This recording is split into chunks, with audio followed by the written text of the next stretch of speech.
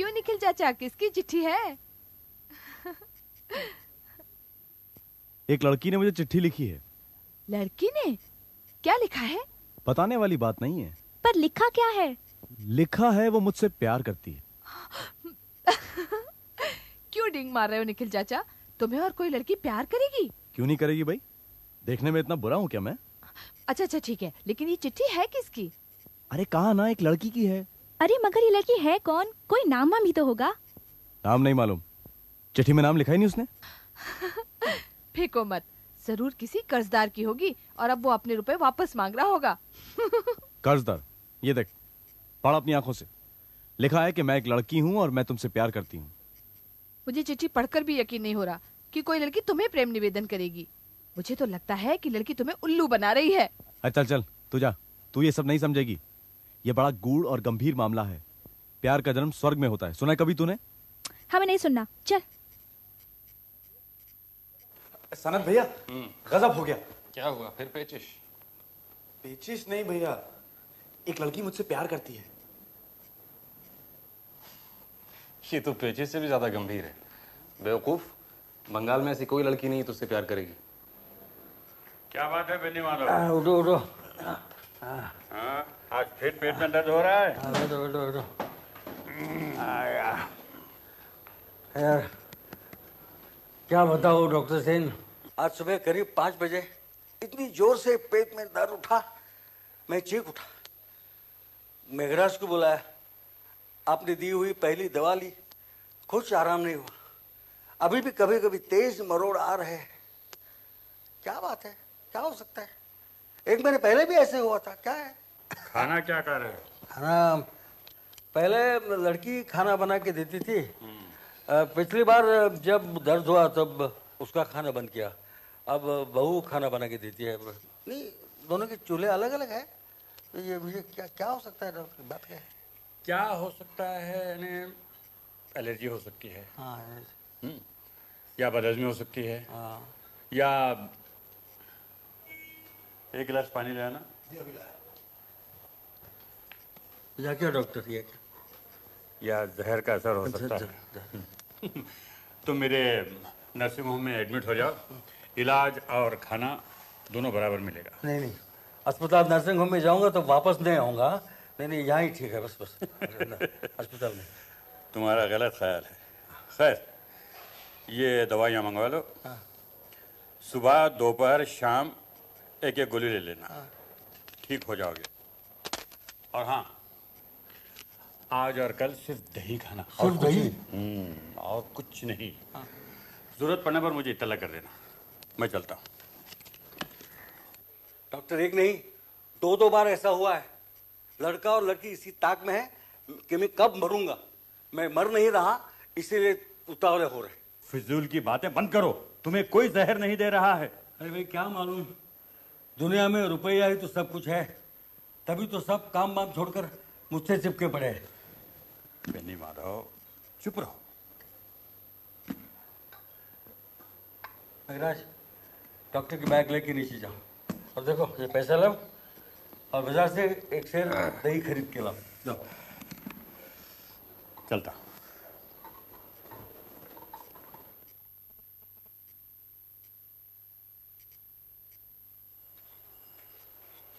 पिताजी।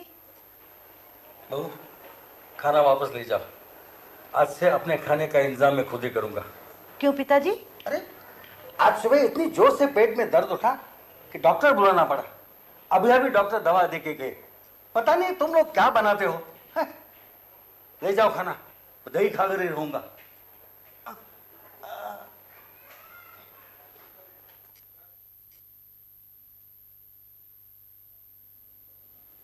पिताजी, मुझे मालूम है भाभी के हाथ का खाना आपको हजम नहीं होगा।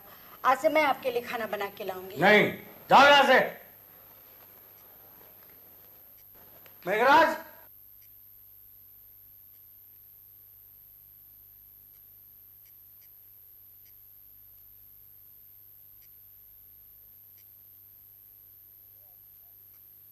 मेघराज। हाँ, तेरी बीवी होगी ना? जी। हाँ, बाल बच्चे? बाल बच्चे नहीं है। नहीं है। अच्छा, अब तेरी औरत तो खाना पकाना जानती होगी ना? जानती है बाबूजी। तुम रहते हो कहाँ? दिल्ली के आसपास कहीं? जी फरीदाबाद में। फरीदाबाद, हाँ। अच्छा, ये बनकर और मेरी बात सुन।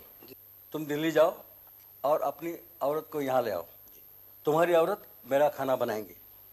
आज से तुम्हारी तनख्वाह डबल हो गई। हाँ, कल सुबह ही प्लेन से दिल्ली जाओ और औरत को लेके यहाँ फौरन लौट आओ। सारा खर्चा मैं करूँगा, ठीक है? ठीक है बाबू। आजा आजा, ले आए बाबूजी। जीते रहो बेटे। क्या नाम है तुम्हारा? फूलवती। फुलवती, तुम अपना मेघराज का और मेरा खाना बनाओगी दोनों वक्त का। तुम नीचे रहोगी, कोई आएगा जाएगा तो दरवाजा खोलोगी और बाद में मुझे बताओगी, ठीक है ना? जाओ जाओ। फूलवती, जी रात को आने में मुझे देर हो जाएगी। एक पार्टी में जा रहा हूँ। पार्टी कब खत्म होगी कह नहीं सकता। दरवाजा खटखटाऊं तो खोल देना।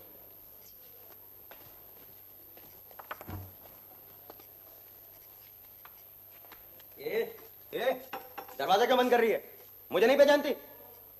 तू मेघराज की औरत है ना? जी। मुझे पहचान के रख। मेरा नाम मकरंद है। मैं कभी भी इस घर में आ जा सकता हूँ। मेरे लिए इस घर के दरवाजे हमेशा खुले रखने चाहिए, समझी?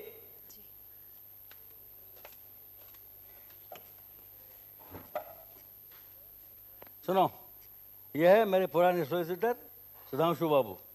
सुधांशु, यह है मेरी बेटी गायत्री, इसका पति गंगाधर, इनकी बेटी झिल्ली, और ये बैठा है मेरा लड़का अजय, उसकी पत्नी आरती और उनका उजड्ड बेटा मकरन। ये मेरे पास बैठी है इनकी बेटी लावनी। यही मेरा पूरा परिवार है। नीचे दो लड़के रहते हैं, सनत और निखिल, वो मेरे मामा के तरफ से रिश्तेदार है। तुम सब लोगों को यहाँ बुलाया गया है क्योंकि मैं अपनी वसीयत बनाना चाहता हूँ। मेरी मौत के बाद मेरे नगद रुपए किसी को भी नहीं मिलेंगे। अब तक जो कुछ हर महीने मिलता है वो भी मिलता रहेगा। जब तक तुम लोग जिंदा हो तब तक ये मकान है तुम्हारे रहने के लिए, लेकिन इसे कोई बेच नहीं सकते। लावनी और झिल्ली के लिए मैंने बीमा कर रखा है। 21 साल होने पर दोनों को 50-50 हजार मिल जाएंगे। इन दोनों की शादी मैं करवा दूंगा। तुम लोगों को चिंता करने की जरूरत नहीं। लावनी के लिए एक अच्छा सा लड़का देख रखा है, मिलिट्री में लेफ्टिनेंट है। हाँ, झिल्ली के लिए अब तक कोई नजर नहीं आ रहा है, लेकिन मिलते ही दोनों की शादी एक साथ करवा दूंगा।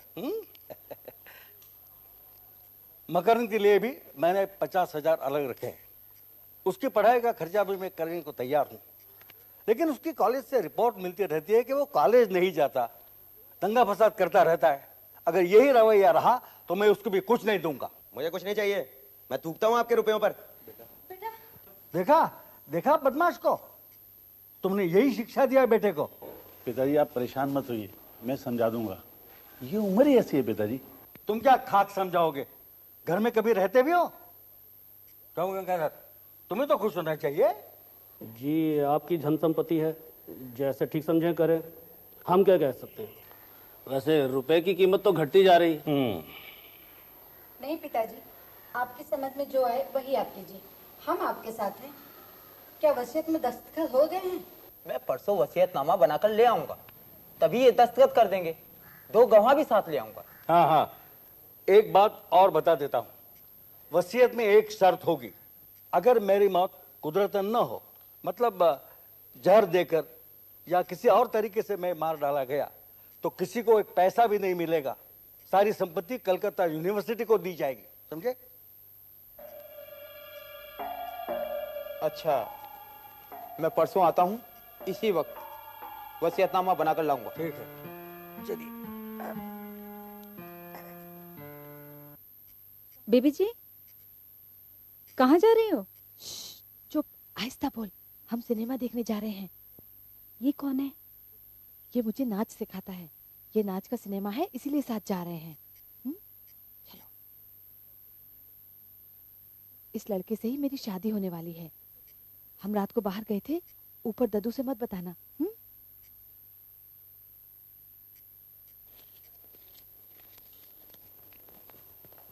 फुलवती मैं वर्धमान जा रहा हूँ। कल सुबह वहाँ एक नाच गाने की महफिल है। कल शाम तक ही आना होगा, इसलिए आज रात को तुम्हें मेरे लिए दरवाज़ा खोलने की आवश्यकता नहीं पड़ेगी।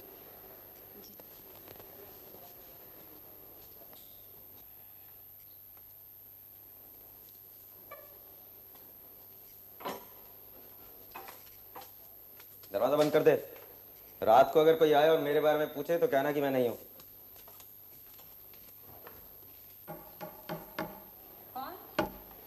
अब मैं भूल गई क्या? अरे पगले, ये तो खुशबू है, खुशबू।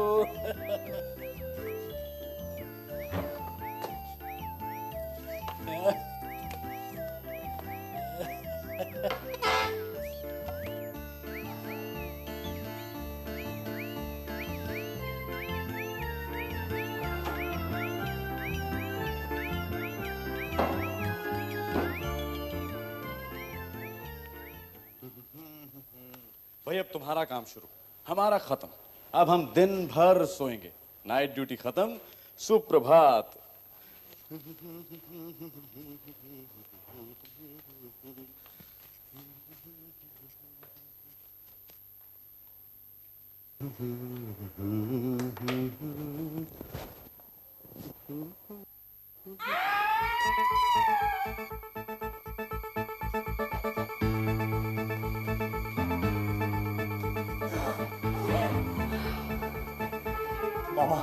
मामा को तो कुछ नहीं हुआ।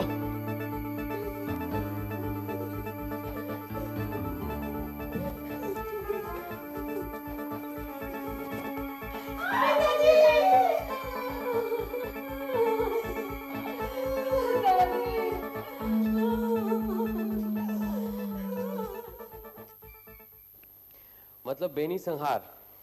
हाँ, ठीक ही कहा है, बेनी संहार और साथ साथ मेघराज वध भी।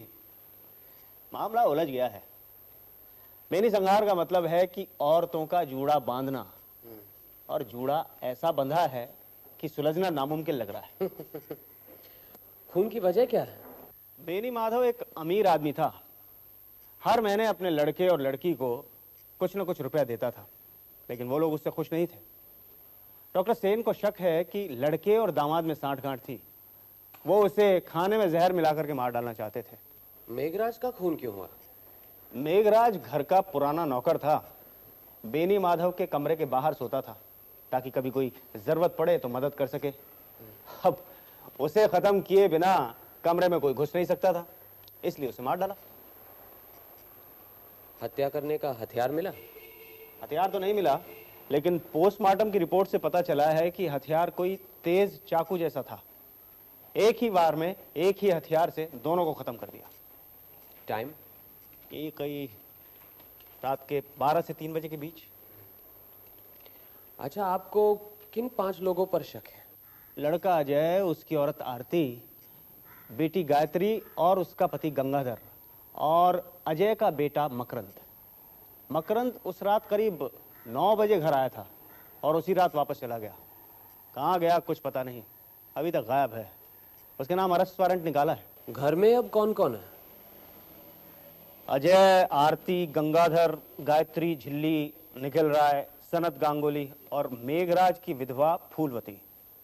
अजय की लड़की लावनी अपने डांस मास्टर के साथ सिनेमा देखने गई थी, लेकिन अभी तक वापस नहीं आई। निखिल और सनत रात को अपने कमरे से निकले थे, लेकिन दूसरे दिन वापस आ गए थे। इस समय घर में जो भी है उन सबको बाहर न निकलने के लिए कह दिया है। ठीक है, इन सब के जो बयान है उसकी फाइल आप मुझे दे दीजिए। हाँ, ये लीजिए। नमस्कार, मैं बेनी माधव का वकील हूँ। आज ही अखबार देखा तो। बैठिए बैठिए। अच्छा हुआ आप आ गए। अच्छा ये बताइए, बेनी माधव से आपकी आखिरी मुलाकात कब हुई थी? परसों। वो अपनी वसीयत बनवाना चाहते थे, तभी उनसे मिलना हुआ था। वसीयत पर दस्तखत होने की आज ही बात थी, लेकिन। अच्छा, वसीयत में क्या क्या शर्तें हैं? उन्होंने अपने रिश्तेदारों में से सभी को कुछ ना कुछ दिया, लेकिन अजय के बेटे मकरंद को छोड़कर। लड़का गरम मिजाज का बेवकूफ है। मुद्दे की बात यह है कि अगर उनकी मौत कुदरतन ना होती तो किसी को कुछ नहीं मिलता। सारा रुपया कलकत्ता विश्वविद्यालय को जाता। और संयोग देखिए कि उनकी मौत कुदरतन नहीं हुई।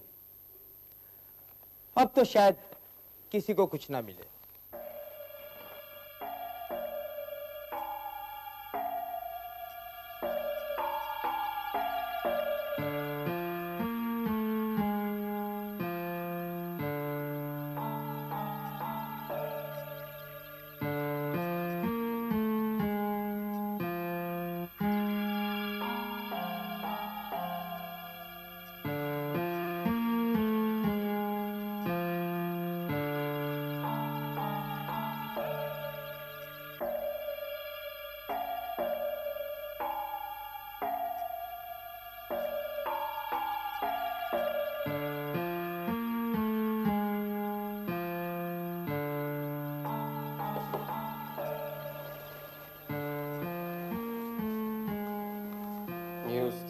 खोल कर देखा था आपने? नहीं तो, लेकिन बेनी माधव खुद दाढ़ी नहीं बनाता था। मेघराज रोज सुबह उसकी दाढ़ी बनाता था।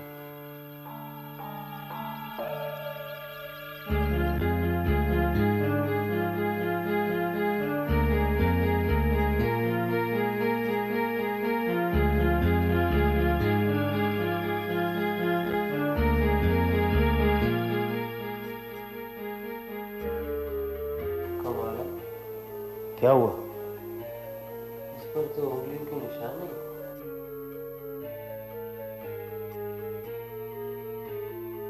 इसे मैं अपने साथ ले जा रहा हूँ।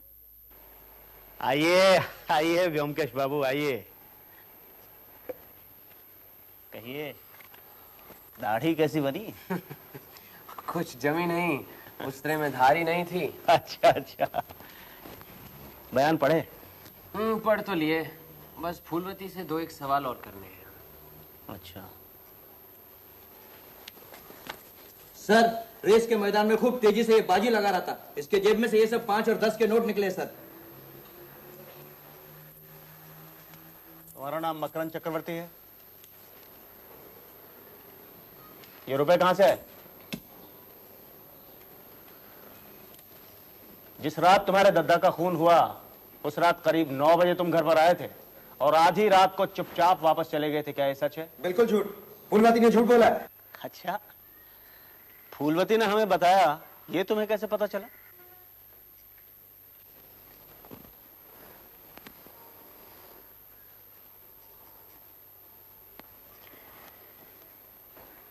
उस दिन तुम्हारे दद्दा ने अपनी वसीयत के बारे में बताते हुए तुम्हें कुछ भी न देने का फैसला किया था और तुमने कहा था कि मैं थूकता हूं तुम्हारी इस दौलत पर, और गुस्से में तुम चले गए थे। उसी रात तुम्हारे दद्दा का खून हो गया था। तो मैं क्या करूं? चुपचाप अपने कमरे में जाओ और वहां से निकलने की कोशिश मत करना, समझे?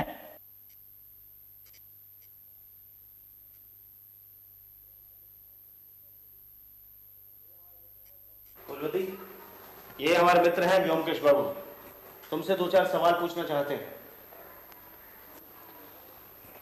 मेघराज से शादी कब हुई थी तुम्हारी?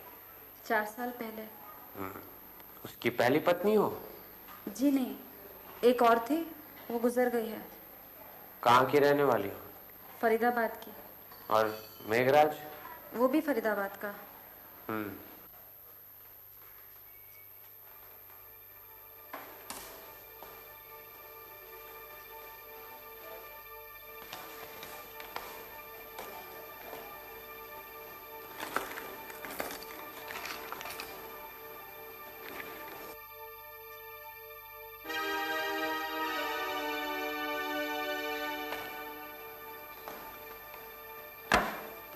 ये बक्सा आपका है?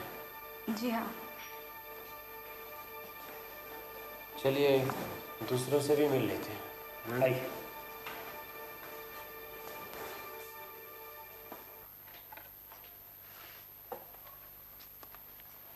क्यों जनाब, शाम को दाढ़ी बना रहे हैं? रात का पंछी हूं ना, इसलिए शाम को बना रहा हूं। जो लोग दिन में काम करते हैं वो सुबह बनाते हैं। इंस्पेक्टर साहब, आप मुझे ऑफिस जाने दीजिए ना, मैं कसम से कहता हूं कहीं नहीं भागूंगा। चाहे तो आप 2 सिपाही लगा दीजिए मेरे साथ। अरे अरे, ऑफिस जाने की इतनी जल्दी क्या है? असल में ऑफिस में कई अविवाहित लड़कियां काम करती हैं ना। मैं उनमें से एक को ढूंढ रहा हूं जो मुझे बेनामी चिट्ठी लिखती है। बस मिलते ही मैं उससे शादी कर लूंगा। मामला रहस्यमय लगता है, क्यों ब्योमकेश बाबू? ब्योमकेश बाबू, आप ही सत्यन्वेषी ब्योमकेश बख्शी हैं? आपको मेरी बेनामी चिट्ठी की गुत्थी सुलझानी पड़ेगी, वरना मैं मर जाऊंगा। 4 चिट्ठियां आ चुकी हैं। कहाँ है वो चिट्ठी? ये रे। इन्हें मैं रखता हूँ, मैं पूरा पता लगाने की कोशिश करूंगा। जी। फिलहाल आप कहीं नहीं जाएंगे, यहीं पर रहिएगा। मैं दफ्तर में जाकर तहकीकात करूंगा। आपके पास बरसाती है? रेनकोट? रेनकोट? आप रेनकोट से लड़की का पता लगाएंगे? नहीं, लड़की का नहीं, किसी और का है आपके पास? एक थी तो सही। छाता है, छाता चलेगा? नहीं, रेनकोट। और ये आप उस्त्रे का इस्तेमाल करते हैं? तो फिर किसका करूं? जब आपकी दाढ़ी आनी शुरू हुई थी तो इस उस्त्रे का रिवाज चला गया था। जाइए, रेनकोट लाइए। ब्योमकेश बाबू, ये रेनकोट क्यों इकट्ठा कर रहे हैं?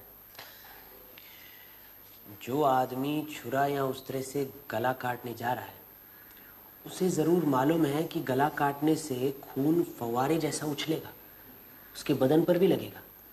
इसलिए जरूर वो रेनकोट या ऐसी कोई चीज का इस्तेमाल करेगा जिस पर अगर खून के दाग या धब्बे लग भी गए तो आसानी से धोए जा सके। समझे? सनद से रेनकोट भी हासिल कर ले।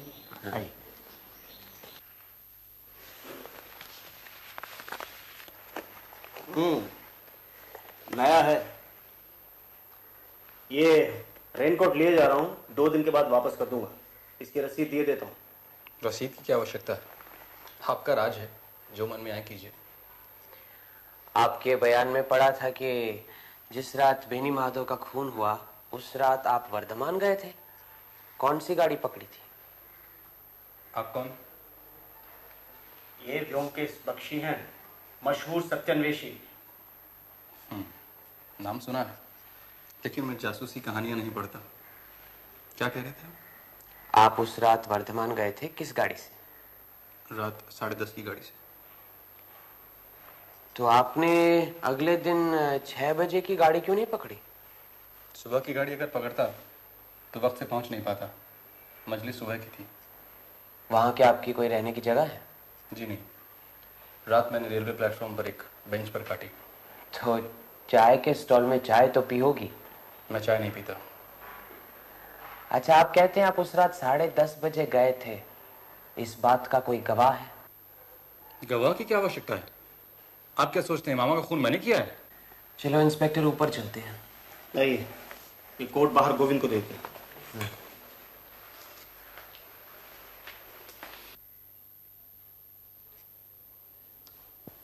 अजय बाबू, आपका लड़का मकरंद घर पर है तो सही, बुलाऊं उसको? नहीं, जरूरत नहीं। कॉलेज में पढ़ता है तो बारिश में रेनकोट का इस्तेमाल तो करता होगा। आप उसका रेनकोट दिखा दीजिए हमें। हाँ, 1.5-2 साल पहले इसको खरीद के दिया तो था, होना तो चाहिए। अरे मकरंद बेटा, वो बेटा अपना रेनकोट लाइन को दिखा। वो तो कब का फट गया, अब नहीं है। आपका अपना तो होगा?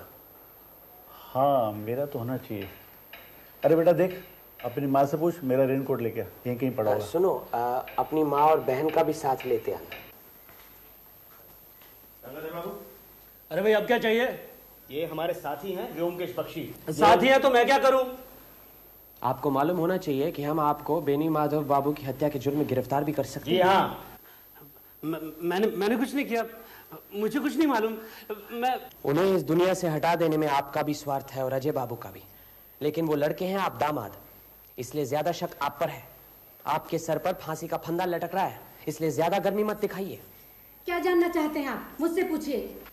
आप बेनी माधव बाबू की बेटी है ना, गायत्री।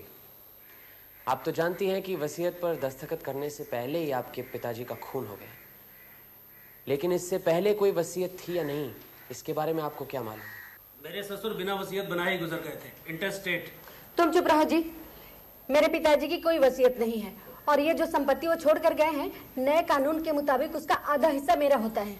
लेकिन हो सकता है कि वो सारी संपत्ति आपके भाई अजय के नाम छोड़ गए हैं और आपके लिए सिर्फ कुछ माहवारी का इंतजाम किया हो। मेरे पिताजी ऐसा कभी नहीं कर सकते। वो भैया से ज्यादा मुझे प्यार करते थे। नहीं, लेकिन उनके भांजे भी तो है ना, निखिल और सनत। उनसे भी तो प्यार करते थे। इतनी दूर से उन्होंने उन दोनों को यहाँ लाकर रखा है, तो क्या उनके लिए कुछ नहीं छोड़ गए? ये दोनों पिताजी के सगे भांजे नहीं हैं, दूर के रिश्ते के हैं। सनत का बाप तो दुष्चरित था, अपनी पत्नी की हत्या करके फांसी पे चढ़ गया। और निखिल का बाप, वो तो सर्कस में जोकर था, उससे भला क्यों देंगे रुपए पिताजी? अच्छा, ये सब रहने दीजिए। मुझे बताइए कि आपके पास यहाँ कितनी बरसातियाँ हैं? बरसाती? रेनकोट? 2 है, एक इनका और एक झिल्ली का। ठीक है, दोनों निकलवा दीजिए, हम साथ ले जाएंगे। गोविंद, ये सब पुलिस स्टेशन ले जाओ, इन सब की जांच होगी। अच्छा साहब। जाओ। ये वो निखिल के प्रेम पत्र हैं, इनकी भी जांच करवा लीजिए। मुझे तो लगता है जरूर किसी लड़की के उंगलियों के निशान भी मिलेंगे इसमें। आज के लिए इतना काफी है। रात को सोचकर देखता हूँ कि अगला कदम क्या होना चाहिए। तो कल सवेरे यहीं पर 9 बजे मिलते हैं। आइए।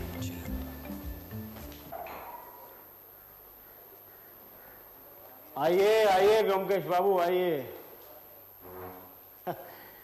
मैं आप ही का इंतजार कर रहा था। क्या हुआ?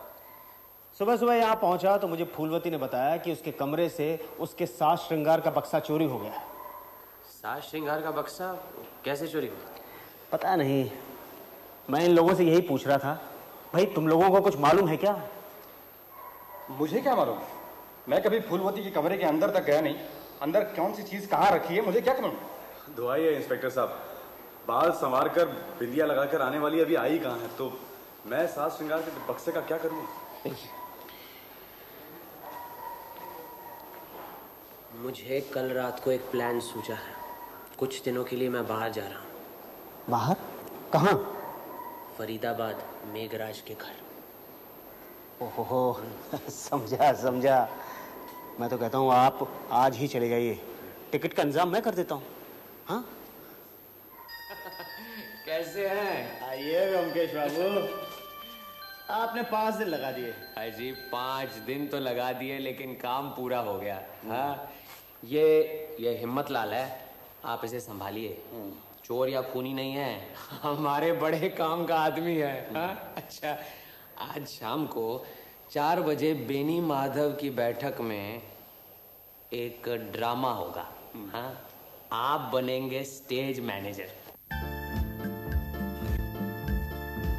आप सब लोगों को जानकर खुशी होगी कि बेनी माधव जी के हत्यारे का पता चल गया है। हत्यारे के खिलाफ हमने सबूत भी हासिल कर लिए हैं और हत्यारा इसी कमरे में मौजूद है।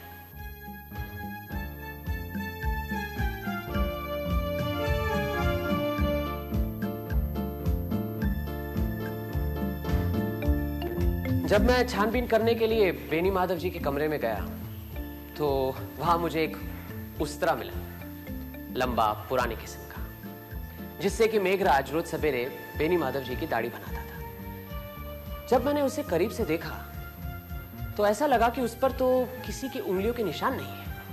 किसी ने बड़ी चतुराई से उंगलियों के निशान मिटाकर उसे वापस रख दिया था। क्यों? मुझे शक हुआ। मैं उसे घर ले गया। उससे दाढ़ी बनवानी चाहिए, लेकिन उसकी तो धार ही उतर गई थी। दाढ़ी क्या, उससे तो पेंसिल भी नहीं बनवा सकते थे। फिर मुझे यकीन हो गया कि जरूर इसी उस्तरे के साथ ही किसी ने उन दोनों आदमियों का गला काट दिया है। लेकिन अब सवाल ये उठता है कि उस्तरा था कमरे के अंदर और खूनी आया कमरे के बाहर से, तो फिर कमरे में घुसने से पहले उसने उस्तरा हासिल कैसे किया? किसी ने जरूर उसे बाहर निकाला होगा। किसने निकाला? उसी दिन मेघराज ने सवेरे बेनी माधव जी की दाढ़ी बनाई थी और बेनी माधव जी के कमरे में सिर्फ 2 लोग जाते थे, एक तो मेघराज और एक फूलवती। भला मेघराज अपना गला काटने के लिए उस्तरा क्यों चोरी करेगा? तो बचा कौन?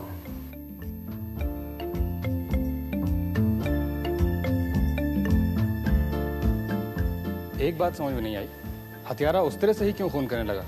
कोई और औजार नहीं मिला उसे? हत्यारा बहुत ही चतुर है। उसे मालूम है कि हत्या करने का औजार इतनी आसानी से छुपाया नहीं जा सकता। इसीलिए उसने बेनी माधव जी के उस्तरे का ही इस्तेमाल किया। उसी से उनका गला काटकर उसे वापस उसी जगह पर रख दिया, ताकि किसी को ख्याल भी नहीं आएगा कि हत्या उसी उस्तरे से की गई है और पुलिस अंधेरे में टटोलती रह जाएगी। क्यों, आई बात समझ में? मैंने शुरू में ही एक छोटी सी गलती की थी। सोचा था कि खून का मकसद बेनी माधव जी है, और इस तरह की गलती करना अस्वाभाविक नहीं है। मेघराज बेनी माधव का द्वारपाल था। जो भी कोई बेनी माधव का खून करना चाहता था, वो बिना मेघराज का खून किए कमरे में घुस नहीं सकता था। इसीलिए उसने मेघराज को मारा।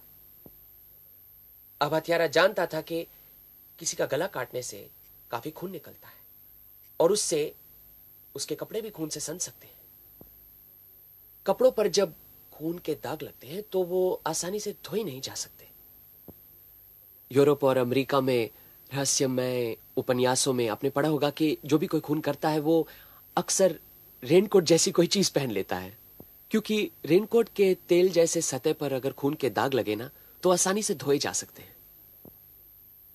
इसीलिए आप सबकी बरसातियां हमने इकट्ठी की थी और वो लेबोरेटरी में जांच पड़ताल के लिए भिजवाई गई थी। उसकी रिपोर्ट भी हमारे पास है।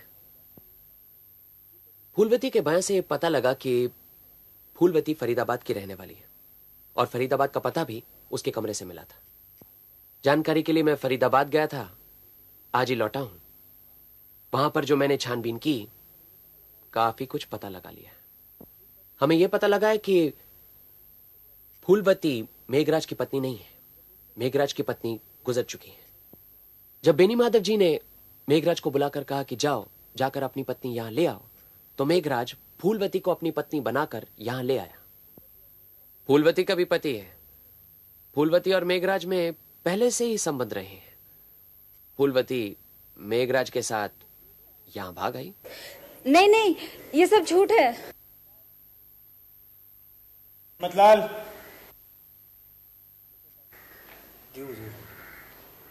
इसे पहचानती हो?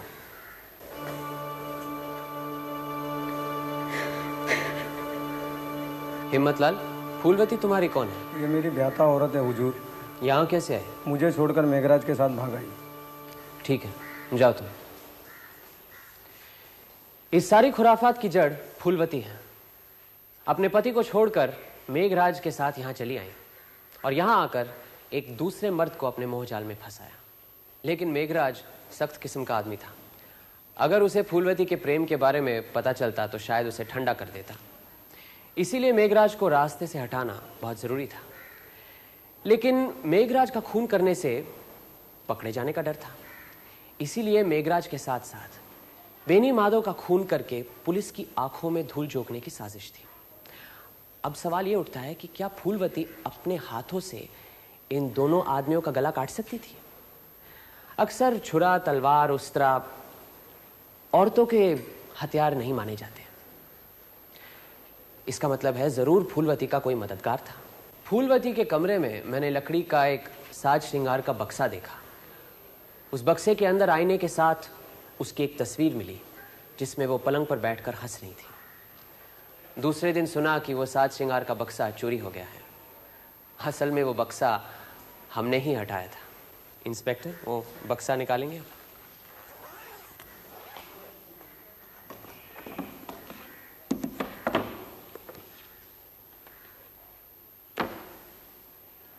ये वो तस्वीर है।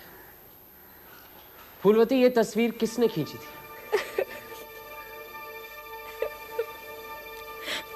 सनत बाबू, आप तो फोटोग्राफी के कदरदान हैं, विशेषज्ञ भी।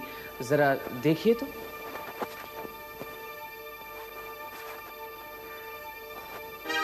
फूलवती की तस्वीर।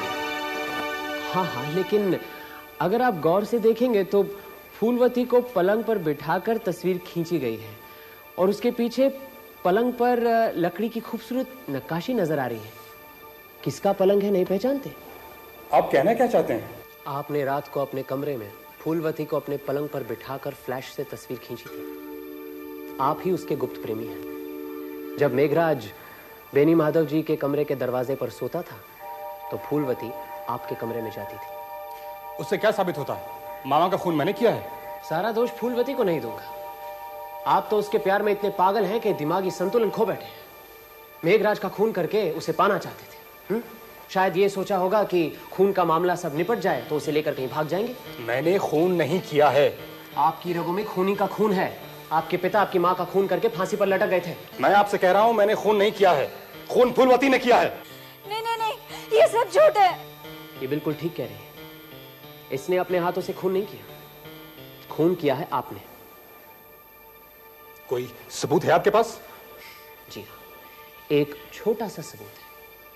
खून करने के बाद आपने रेनकोट की अच्छी तरह से धुलाई तो कर दी, लेकिन उसके जेब में 2-3 बूंदें खून की रह गई। जांच पड़ताल के बाद हमें पता चला है कि वो खून बेनी माधव जी के खून से मिलता है। हाँ हाँ, खून सनत बाबू ने किया है। मुझे कुछ नहीं मालूम, मैं बेकसूर हूँ। पकड़ो।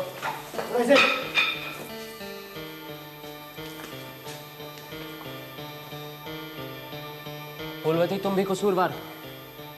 तुम्ही ने बेनी माधव जी का उस्तरा चोरी करके सनत बाबू को दिया था, और उस रात तुम्ही ने दरवाजा खोल के सनत बाबू को घर में घुसाया था, और फिर खून करने के बाद जब वो घर से बाहर वापस गए तो तुमने दरवाजा बंद कर लिया।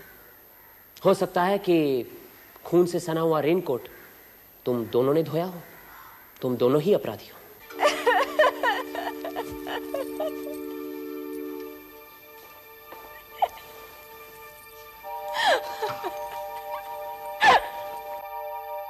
चलिए, मुझे इजाजत दीजिए। व्योमकेश बाबू, मेरा क्या होगा? चिट्ठी लिखने वाली कौन है, आपने बताया ही नहीं। अरे हाँ अच्छा, ये बताओ मुझे कि अगर मैंने तुम्हें बता दिया कि चिट्ठी लिखने वाली कौन है तो तुम क्या करोगे? क्या करूंगा? शादी करूंगा उससे, और क्या। व्योमकेश बाबू, लड़की चाहे लूली लंगड़ी बहरी कैसी भी हो, मैं उससे शादी कर लूंगा। तो बस समझ लो कि लड़की का पता चल गया। ए झिल्ली, इधर आ।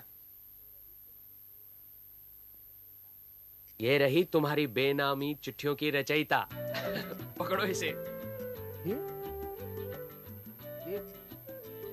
झिल्ली? झिल्ली मुझे चिट्ठियां लिखती थी? झिल्ली मुझसे प्यार करती है? पर व्योमकेश बाबू, झिल्ली तो मेरी भांजी है। अरे घबराओ मत, बड़ी समझदार लड़की है। हाँ? बिन सोचे समझे उसने अपना दिल नहीं दिया। जानता हूँ तुम्हारा मामा भांजी का रिश्ता है, लेकिन रिश्ता बहुत दूर का है। कानूनन शादी करने से कोई अड़चन नहीं है, समझे? कमाल की हैं आजकल की लड़कियां। इतने दिनों से नकेल डालकर घुमा रही थी मुझे। खैर, शादी हो जाए तो फिर मैं भी देख लूंगा। देखा क्या कह रहा है? लेकिन ब्योमकेश बाबू, चिट्ठी मैंने लिखी है, ये आपको कैसे पता चला? अरे बेवकूफ, सारी चिट्ठियों पर तो तुम्हारे उंगलियों के निशान थे, हैं? और फिर लिखाई भी तुम्हारी थी, है ना?